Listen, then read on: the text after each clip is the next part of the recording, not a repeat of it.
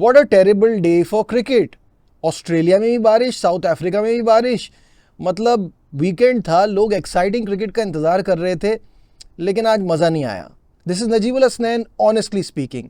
पाकिस्तान के लिए कल मैं कह रहा था बैटिंग अच्छी है, बॉलिंग अच्छी है, क्या अच्छा है पता नहीं चलता, किस्मत अच्छी नहीं है। किस्मत तो वाकई अच्छी नहीं है, क्योंकि सीरीज़ हार गए थे, आज अपने आप को रिडीम करने का मौका मिलता, एक मैच जीत कर वापस आते, लेकिन ऐसा ना हो सका, बारिश आगे आ गई। खैर कहने को तो है ना कि आज का मैच हम जीतने के लिए जा रहे थे, बारिश हो गई, ये बहाना भी अच्छा है। 2-0 से साउथ अफ्रीका की इस टीम ने, जिसमें उनके मेन खिलाड़ी नहीं थे और पाकिस्तान की फुल स्ट्रेंथ टीम थी, हमें शिकस्त दी और ये सीरीज़ अपने नाम की। आगे वनडे सीरीज़ है, इसमें साउथ अफ्रीका के तमाम सुपरस्टार्स खेल रहे हैं, बड़ी तगड़ी टीम बनाई है, वहाँ पाकिस्तान का लाई हाफिज़ है। आई होप जो T20 में गलतियाँ की हैं इससे सीखें और सिर्फ सीखें ना, सिर्फ जो रिजवान कहते हैं ना, या तो जीत है या फिर लर्न है, तो उस लर्निंग का कुछ फ़ायदा भी उठाएं। और ये वनडे सीरीज़ इसलिए भी इम्पॉर्टेंट है कि इसके बाद चैंपियंस ट्रॉफी है, तो आपको वहाँ जो है अच्छी तगड़ी प्रैक्टिस मिल जाएगी चैंपियंस ट्रॉफी के लिए। तो ओवरऑल अब ये मैच तो बारिश की वजह से कॉल ऑफ हो गया और आगे अब देखते हैं वनडे सीरीज़ में क्या होता है।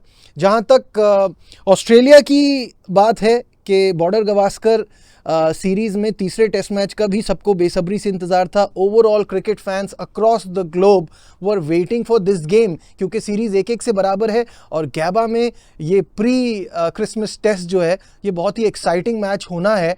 आज के पहले दिन में ओवरकास्ट कंडीशन, हरी भरी पिच और तबाही का पेस अटैक, ऊपर से टॉस भी जीत लिया। जी हाँ, जैसे ही टॉस का सिक्का हिंदुस्तान के हक में गया, रोहित शर्मा ने सांस लेने का टाइम भी वेस्ट नहीं किया और कहा हम फील्डिंग करेंगे। कंडीशन के हवाले से तो वैसे ही ये डिसीजन सही है। साथ साथ अगर आप रिकॉर्ड देखें तो पिछले 7 में से 6 टेस्ट मैचेस जिस टीम ने टॉस जीत के फील्डिंग किया है वो जीतने में कामयाब हुई है। तो इस हिसाब से तो ये बहुत अच्छा है। मैच स्टार्ट हुआ और सिर्फ 5.3 ओवर्स का खेल हुआ था और उसके बाद हल्की हल्की बारिश हुई, तो प्लेयर्स को वापस पवेलियन में जाना पड़ा। और इस पीरियड में, इस फेज़ में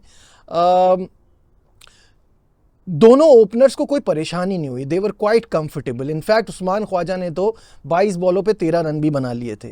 आधे घंटे के बाद जब ये दोनों प्लेयर्स वापस आए, उस वक्त बॉल हिलने लगा, स्विंग भी हो रहा था, कंडीशन डिफ़िकल्ट अचानक से होने लगी और मैच बड़ा दिलचस्प होने लगा। ऐसा लग रहा था कि अब मज़ा आएगा, बड़ा मज़ेदार गेम होगा। तो फिर बहुत तेज़ बारिश हो गई और फिर उसके बाद खेल आगे नहीं बढ़ सका। तो ये जो दूसरा फेज़ था, इसमें 7.5 ओवर्स का खेल हुआ, जिसमें बने सिर्फ 9 रन, सिर्फ 9 रन। एक पॉइंट पे तो मुझे ऐसा लगा कि शायद मैक्सविनी सो गए हैं, क्योंकि 4 रन बनाए उन्होंने 33 बॉल्स पर, 12 के स्ट्राइक रेट से खेल रहे थे। बट इन ऑल सीरियसनेस इन दोनों ओपनर्स ने ये सोचा था कि आज विकेट ना गिरे, किसी तरह से ये वक्त गुजार लें और कोई विकेट ना गिरे।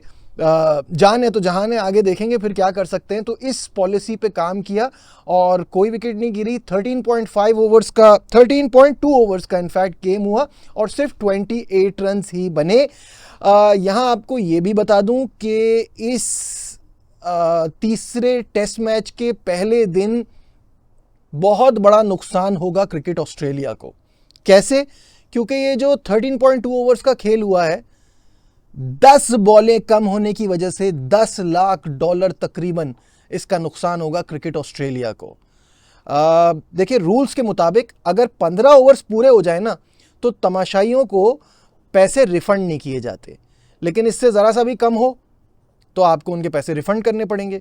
तो 10 बॉलें कम, 60 मिनट का गेम हुआ ओवरऑल, जिसमें 13.2 ओवर्स ही हो पाए। तो यहाँ पे क्रिकेट ऑस्ट्रेलिया को बहुत भारी नुकसान उठाना पड़ेगा बारिश की वजह से। हमारा तो सिर्फ दिन ही ख़राब हुआ, ख़राब मौसम की वजह से हमें क्रिकेट नहीं मिला। सोचे क्रिकेट ऑस्ट्रेलिया का क्या हुआ। और ये आपको बता दूं कि it was a packed house, over 30,000 एक्सपेक्टेटर्स, और सबको अपना माल अब वापस चाहिए। खैर चलें, इस तरह के कामों में ऐसा तो होता ही है, जब पैसे कमाते भी हैं तो कभी कभार चले भी जाते हैं। हम सिर्फ ये दुआ करते हैं कि कल से अब इस टेस्ट मैच में ये रुकावट बीच में ना आए और मज़ेदार क्रिकेट देखने को मिले। इस मैच में भारतीय टीम की तरफ से जो चेंजेस थे वो भी आपको बता दूं। अश्विन की जगह जडेजा और हर्षित राणा की जगह आकाशदीप। ये मैं आपको पहले भी बोल चुका हूं, जिस तरह की पिच मुझे दिख रही थी मुझे लगता है आकाशदीप यहां बहुत काम आएंगे। साथ साथ ऑस्ट्रेलिया का तो आपको पता ही है, उनकी टीम तो पहले आ गई थी। स्कॉट बॉलैंड की जगह हेज़लवुड को शामिल कर लिया गया है। अब अगर कुछ ऊपर नीचे हो तो मैं उम्मीद करता हूं कि हेज़लवुड ये ना कहें कि हमारे बल्लेबाजों से सवाल करें, कहीं फिर वो अगले मैच में फिर ना बिठा दिए जाएं। तो एक और मज़े की बात यह है कि इंडिया ने अब तक इस टेस्ट सीरीज़ के जो तीनों टेस्ट मैचेस हैं उसमें अलग अलग स्पिनर खिलाए हैं। फर्स्ट टेस्ट में वॉशिंगटन सुंदर खेले, दूसरे टेस्ट में अश्विन खेले, तीसरे टेस्ट में जडेजा खेले। तो ये पॉलिसी कितनी काम आती है इस बार वो भी देखते हैं। और रोहित शर्मा के लिए बड़ा चैलेंज है, क्योंकि मैंने पहले भी बताया था लगातार 4 टेस्ट मैचेस उनकी कप्तानी में हार गए हैं। और जब हार आती है ना तो बहुत सारी अजीब अजीब सी बातें होती हैं। रोहित शर्मा मोटे हैं, रोहित शर्मा भद्दे हैं, रोहित शर्मा फिट नहीं है, फ्लैट ट्रैक बुली हैं। ऐसा मैं नहीं कह रहा, ऐसे कह रहे हैं साबिक जुनूबी अफ्रीकी खिलाड़ी डैरिल कलेनन। और नई नस्ल के बहुत सारे लोग जो हैं वो इनको जानते भी नहीं होंगे ये किस बला का नाम है, लेकिन इन्होंने जो है वो जुनूबी अफ्रीका की काफ़ी क्रिकेट खेली है। He has played 70 test and 138 one day internationals. अच्छा, इन्होंने रिसेंटली एक इंटरव्यू दिया है जिसमें रोहित शर्मा को शदीद तनकीद का निशाना बनाया है। इनका ये मानना है कि ख़राब परफॉर्मेंस तो अपनी जगह, रोहित शर्मा जो है वो फिज़िकली फ़िट नहीं है और टीम में जो उनकी जगह है ना उस पर भी उन्होंने सवालिया निशान उठाया है, सवालिया निशान है उन्होंने कहा इस पर। सबसे पहले उनका ये कहना है कि रोहित फ्लैट ट्रैक किंग है और ओवरसीज़ उनकी इतनी परफॉर्मेंस नहीं होती, फिज़िकली वो इतने फिट नहीं है कि वो कोई 4-5 टेस्ट मैच की सीरीज़ खेल सकें। तो उनको घर पे बैठना चाहिए। फिर उन्होंने एक और बात कही है कि वो शॉर्ट बॉल पे फंसते हैं। जब जब वो जुनूबी अफ्रीका आए हैं कलेनन ने देखा है कि उनसे वहाँ खेला नहीं जाता। एक और इशू ये है कि उन्होंने कहा ये एक ओपनर है, ये अपने आप को बचाने के लिए नीचे क्यों जा रहे हैं, इनको तो लीडिंग फ्रॉम द फ्रंट से एग्जाम्पल कायम करनी चाहिए। तो ये इस तरह की चीज़ इनको नहीं करनी चाहिए, ये ओपन पे आए, ये भी बात उन्होंने कही है। और साथ साथ उन्होंने कहा है कि आप कोहली को देखें और फॉर दैट मैटर बाकी टीममेट्स को देखें, वो कितने फिट हैं, रोहित शर्मा तो स्पोर्ट्समैन ही नहीं लगते। अच्छा, इनकी इन सारी बातों से मैं थोड़ा सा ज़रा शॉक हुआ, क्योंकि आई लाइक रोहित शर्मा, मुझे वो बहुत पसंद है और मुझे लगता है कि वो एक इम्पैक्ट प्लेयर हैं। मैंने फिर भी ये बातें देखने के लिए रोहित शर्मा के टेस्ट के स्टैट्स पर कुछ नज़र डाली और मैं वो आपके साथ भी शेयर करना चाहूँगा। ये तो आप सब जानते हैं कि 65 टेस्ट मैचेस रोहित शर्मा ने खेले हैं, 4279 रन्स उन्होंने बनाए हैं, जिसमें 41.54 उनका एवरेज है, 12 सेंचुरियाँ हैं और 18 हाफ सेंचुरियाँ हैं। ओवरसीज रिकॉर्ड पे नज़र डालते हैं जो डैरिल कलेनन बात कर रहे हैं तो उससे हमें आइडिया मिल जाएगा। ऑस्ट्रेलिया में रोहित शर्मा ने खेले 9 टेस्ट, 27 की एवरेज है, 63 नॉट आउट उनका टॉप स्कोर है, 3 हाफ सेंचुरी हैं, ऑब्वियसली कभी सेंचुरी नहीं की है ऑस्ट्रेलिया में। इंग्लैंड में उनके 60 टेस्ट मैचेस में 40 की एवरेज है, 1 सेंचुरी है, 2 हाफ सेंचुरी है। न्यूजीलैंड में सिर्फ 2 ही टेस्ट मैच खेले हैं, विच इज़ वेरी सरप्राइजिंग, इतने अरसे से खेले हैं। न्यूजीलैंड में सिर्फ 2 टेस्ट मैचेस हैं, 40.6 की एवरेज है और 72 इनका बेस्ट स्कोर है वहाँ पे। वेस्ट इंडीज़ में गुड एवरेज 58 4 टेस्ट मैचेस में और 2 हाफ सेंचुरियां हैं, 1 सेंचुरी है, बेस्ट स्कोर मतलब टॉप स्कोर इनका 103 का है। साउथ अफ्रीका में एवरेज बहुत ख़राब है, साउथ अफ्रीका में 16 की एवरेज है और एक भी 50 नहीं है ऑब्वियसली जब 16 की एवरेज है। अब कंपेयर टू दैट हिंदुस्तान में इनके 51 की एवरेज है और 10 सेंचुरियां हैं, 8 हाफ सेंचुरियां हैं। तो ओवरसीज रोहित शर्मा की सिर्फ 2 सेंचुरियां हैं। बात तो ठीक है कि रोहित शर्मा का ओवरसीज रिकॉर्ड इतना अच्छा नहीं है, बट कलेनन जो बात कर रहे हैं ना, दैट इज़ वेरी ब्रूटल, ये थोड़ा मतलब ज़रा ज़्यादा हो गई।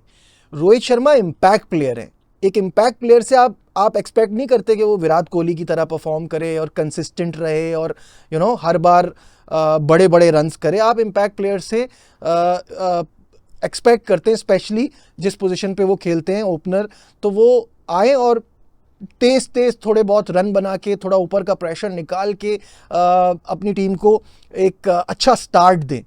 और साथ साथ as a captain is just phenomenal. क्या क्या अचीव नहीं किया है रोहित शर्मा ने।